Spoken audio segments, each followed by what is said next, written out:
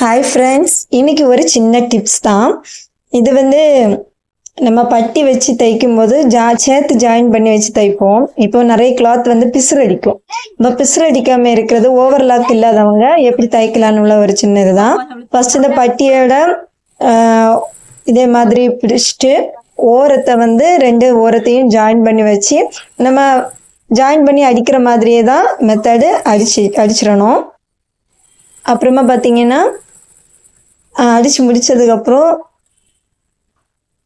இதில் வந்து அந்த ஹோலுக்குள்ளாடி இருக்கிற கிளாத் வெளியில் கொஞ்சம் தள்ளி நிற்கும். நம்ம பார்த்தாலே தெரியும்.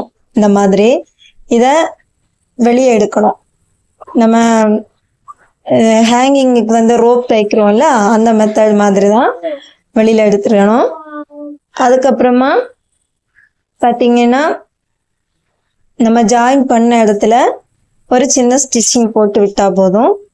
அவ்வளோ நீட்டாக சூப்பராக எந்த பிசுறுமே தெரியாது. பார்த்தீங்களா எவ்வளோ நல்லா இருக்குன்னு. நீங்களும் ட்ரை பண்ணி பாருங்கள். என்கிட்ட 2-3 பேர் கேட்டிருந்தாங்க.